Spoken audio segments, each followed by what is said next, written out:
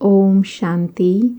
आज 3 जनवरी 2021 के अव्यक्त महावाक्य हैं और रिवाइज कोर्स हैं 5 अक्टूबर 1987। आज की अव्यक्त मुरली का हेडिंग है ब्राह्मण जीवन का सुख, संतुष्टता व प्रसन्नता। पहले सुनते हैं सारी मुरली का सार। आज बाबा ने संतुष्ट मणियों के 3 प्रकार बताए। पहले जो सदा ही संतुष्ट रहते हैं, दूसरे असंतुष्टता के संकल्प मात्र छाया के अंदर आते फिर निकल जाते, तीसरे असंतुष्टता के चक्र में चलते निकलते और फंसते रहते हैं। फिर बाबा बोले असंतुष्टता का विशेष कारण क्या है, जबकि संगम युग का विशेष वरदान संतुष्टता है। फिर कहा संतुष्टता का बीज सर्व प्राप्तियां हैं, असंतुष्टता का बीज स्थूल व सूक्ष्म अप्राप्ति है। फिर कारण बताते हुए बाबा ने कहा प्राप्तियों के खजानों को स्मृति स्वरूप बन कार्य में नहीं लगाते। स्मृति रहती लेकिन स्मृति स्वरूप में नहीं आते। फिर कहा हद बेहद का नशा अनुभव करने नहीं देती। फिर बाबा संतुष्टता की निशानी बताते हुए कहा वह मन से, दिल से, सर्व से, बाप से, ड्रामा से संतुष्ट होगे। उनके मन और तन में सदा प्रसन्नता की लहर दिखाई देगी।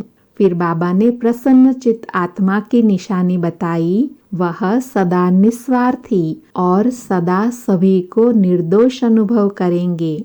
फिर कहा ब्राह्मण जीवन का वर्षा प्रॉपर्टी संतुष्टता है और ब्राह्मण जीवन की पर्सनालिटी प्रसन्नता है। राजाई की स्मृति दिलाते हुए बोले राजाई संस्कार वाली आत्माएं अर्थात सदा ऊंची स्थिति के स्थान पर रहने वाले। भाग्य की स्मृति दिलाते हुए बोले सदा अपने भाग्य को देख हर्षित होते, स्वयं भी सदा हर्षित और दूसरों को हर्षित बनाते चलो, क्योंकि हर्षित मुख स्वतः ही आकर्षित मूर्त होते हैं। फिर लास्ट में कहा जो दिल पर सो चुल पर, जो चुल पर सो दिल पर। सिर्फ महावीर बच्चे ही हैं जो यह वायदा निभाते हैं कि हर समय साथ रहेंगे, साथ चलेंगे। अभी सुनते हैं बाबा के अव्यक्त महावाक्य विस्तार से। तो बाप दादा बोले आज बाप दादा चारों ओर के अपने अति लाडले सिकिलधे ब्राह्मण बच्चों में से विशेष ब्राह्मण जीवन की विशेषता संपन्न बच्चों को देख रहे हैं। आज अमृत वेला बाप दादा सर्व ब्राह्मण कुल बच्चों में से उन विशेष आत्माओं को चुन रहे थे जो सदा संतुष्टता द्वारा स्वयं भी सदा संतुष्ट रहे और औरों को भी संतुष्टता की अनुभूति अपनी दृष्टि, वृत्ति और कृति द्वारा सदा कराते आए हैं।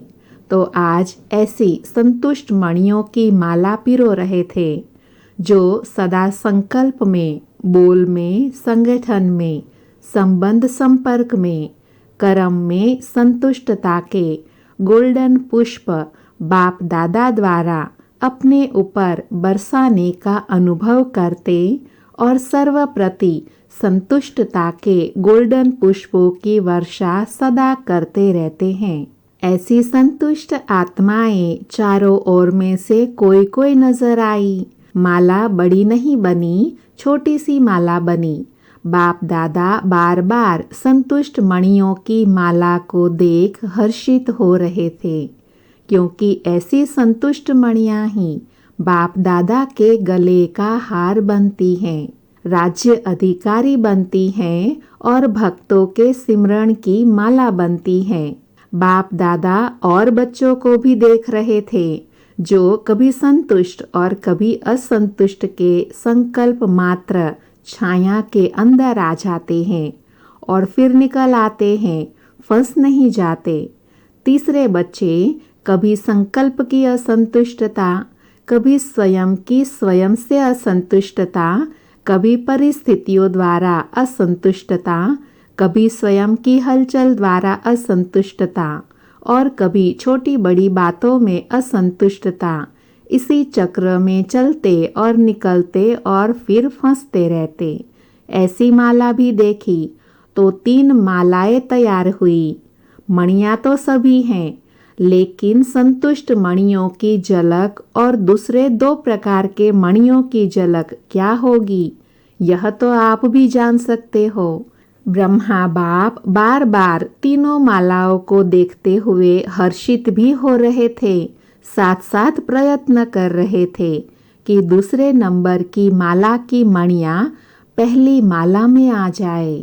रूह रिहान चल रही थी, क्योंकि दूसरी माला की कोई कोई मणियाँ बहुत थोड़ी सी असंतुष्टता की छाया मात्र के कारण पहली माला से वंचित रह गई। इसको परिवर्तन कर कैसे भी पहली माला में लावे।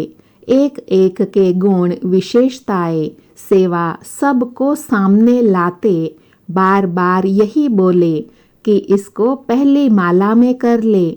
ऐसी 25-30 के करीब मणियाँ थी जिनके ऊपर ब्रह्मा बाप की विशेष रूह रिहान चल रही थी। ब्रह्मा बाप बोले, पहले नंबर माला में इन मणियों को भी डालना चाहिए, लेकिन फिर स्वयं भी मुस्कुराते हुए यही बोले कि बाप इन्हों को अवश्य पहली माला में लाकर ही दिखाएंगे। तो ऐसी विशेष मणियाँ भी थी। ऐसे रूह रिहान चलते हुए एक बात निकली कि असंतुष्टता का विशेष कारण क्या है, जबकि संगम युग का विशेष वरदान संतुष्टता है। फिर भी वरदाता से वरदान प्राप्त वरदानी आत्माएं दूसरे नंबर की माला में क्यों आती? संतुष्टता का बीज सर्व प्राप्तियां हैं। असंतुष्टता का बीज स्थूल व सूक्ष्म अप्राप्ति है। जब ब्राह्मणों का गायन है, अप्राप्त नहीं कोई वस्तु ब्राह्मणों के खजाने में अथवा ब्राह्मणों के जीवन में, फिर असंतुष्टता क्यों? क्या वरदाता ने वरदान देने में अंतर रखा व लेने वालों ने अंतर कर लिया? क्या हुआ? जब वरदाता दाता के भंडारे भरपूर हैं, इतने भरपूर हैं जो आपके अर्थात श्रेष्ठ निमित्त आत्माओं के, जो बहुत काल के ब्रह्मा कुमार ब्रह्मा कुमारी बन गए, उन्हों की 21 जन्मों की वंशावली और फिर उनके भक्तों की भी वंशावली, वो भी उन प्राप्तियों के अधिकार पर चलते रहेंगे। इतनी बड़ी प्राप्ति, फिर भी असंतुष्टता क्यों? अखुट खजाना सभी को प्राप्त है, एक ही द्वारा, एक ही जैसा, एक ही समय, एक ही विधि से। लेकिन प्राप्त हुए खजानों को हर समय कार्य में नहीं लगाते, अर्थात स्मृति में नहीं रखते। मुख से खुश होते हैं, लेकिन दिल से खुश नहीं होते। दिमाग की खुशी है, दिल की खुशी नहीं।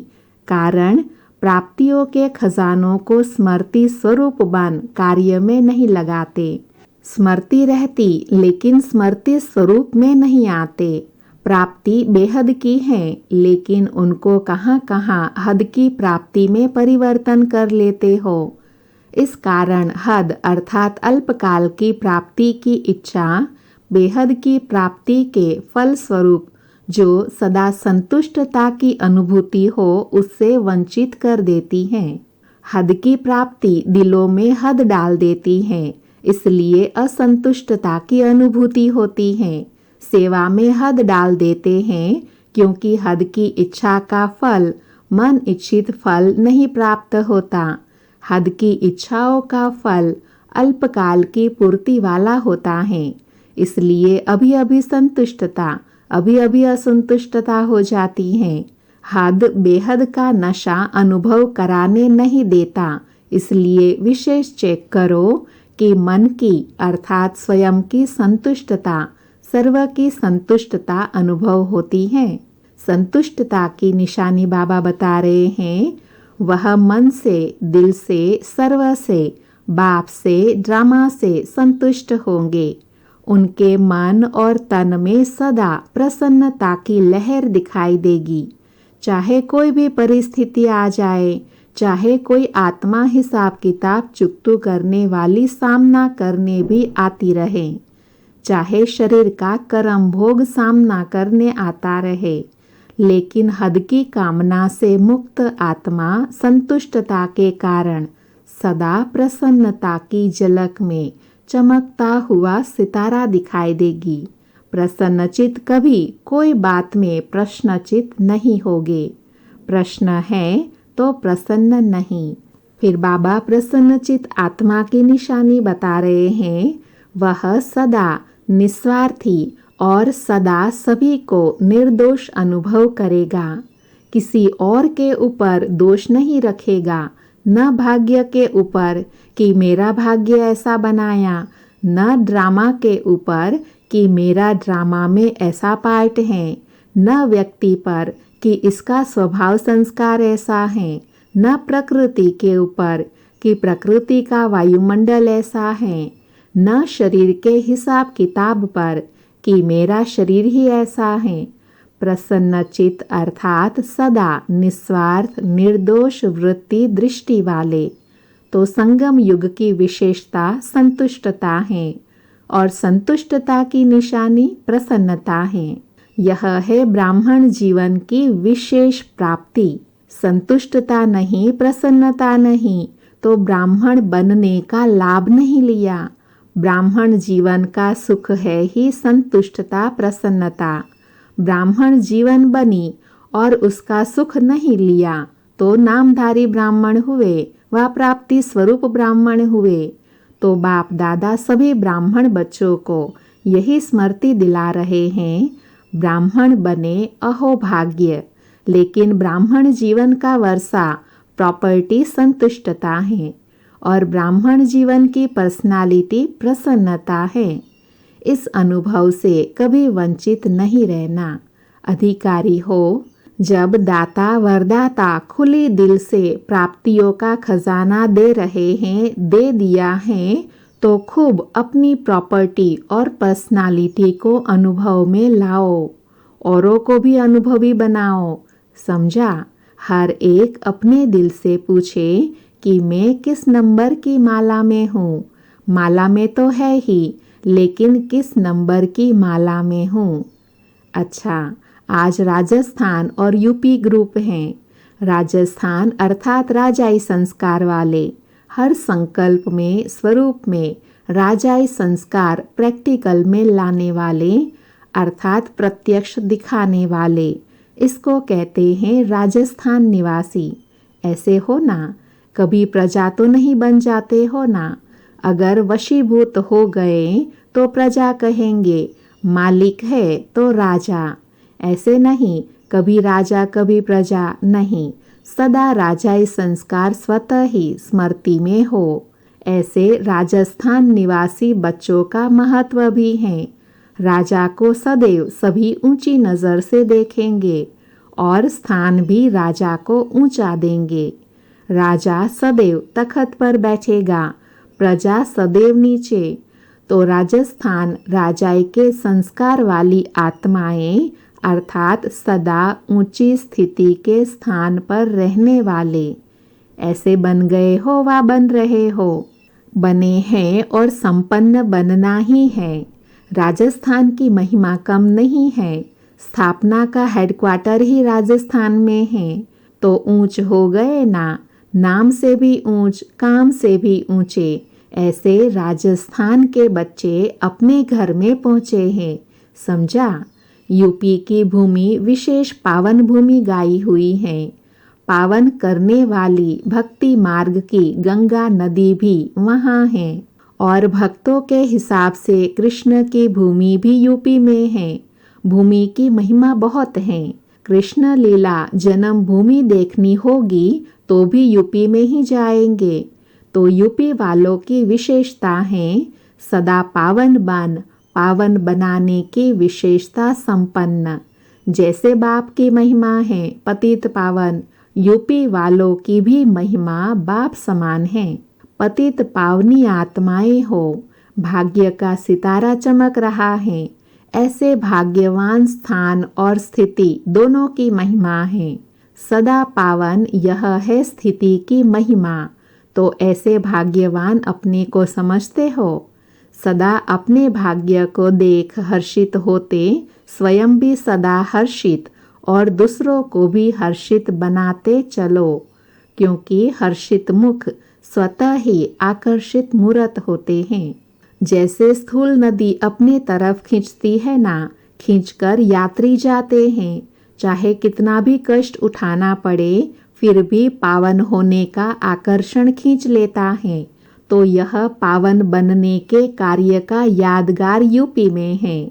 ऐसे नहीं, ऐसे ही हर्षित और आकर्षित मूर्त बनना है। समझा?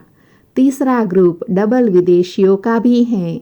डबल विदेशी अर्थात सदा विदेशी बाप को आकर्षित करने वाले, क्योंकि समान है ना, बाप भी विदेशी है, आप भी विदेशी हो, हम शरीक प्यारे होते हैं, माँ बाप से भी फ्रेंड्स प्यारे लगते हैं।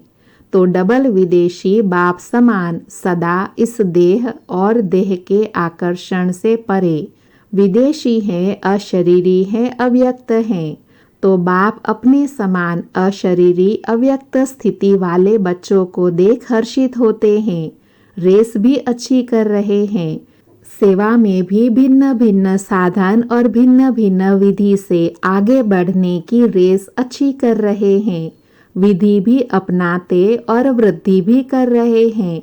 इसलिए बाप दादा चारों ओर के डबल विदेशी बच्चों की सेवा की बधाई भी देते और स्व के वृद्धि की स्मृति भी दिलाते हैं।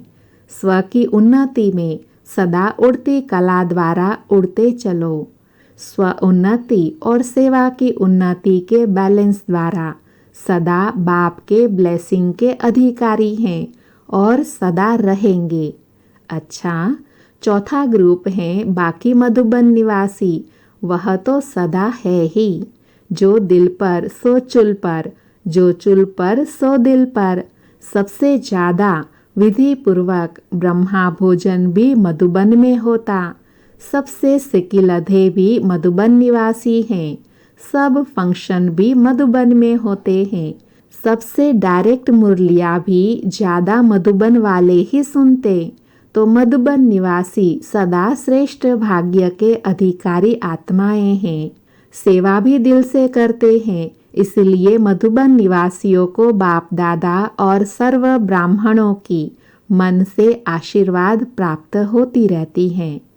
अच्छा, चारों ओर की सर्व बाप दादा की विशेष संतुष्ट मणियों को बाप दादा की विशेष याद प्यार, साथ साथ सर्व भाग्यशाली ब्राह्मण जीवन प्राप्त करने वाले कोटों में कोई, कोई में भी कोई सिकिलधी आत्माओं को बाप दादा के शुभ संकल्प को संपन्न करने वाली आत्माओं को, संगम युगी ब्राह्मण जीवन की प्रॉपर्टी के संपूर्ण अधिकार प्राप्त करने वाली आत्माओं को विधाता और वरदाता बाप दादा की बहुत बहुत याद प्यार स्वीकार हो।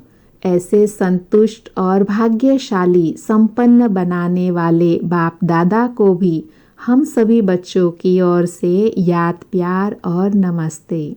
अभी बाप दादा की दादी जानकी जी एवं दादी चंद्रमणि जी से सेवा पर जाने की छुट्टी बाप दादा से ले रही हैं। तो बाप दादा उन्हें बोले, जा रही हो या समा रही हो, जाओ या आओ, लेकिन सदा समाई हुई हो। बाप दादा अनन्य बच्चों को कभी अलग देखते ही नहीं हैं। चाहे आकार में चाहे साकार में सदा साथ है, क्योंकि सिर्फ महारथी बच्चे ही हैं जो यह वायदा निभाते हैं कि हर समय साथ रहेंगे, साथ चलेंगे। बहुत थोड़े यह वायदा निभाते हैं।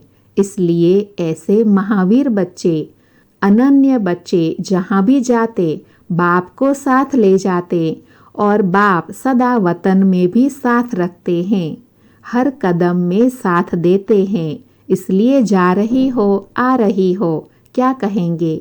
इसलिए कहा कि जा रही हो या समा रही हो, ऐसे ही साथ रहते रहते समान बन समा जाएगी।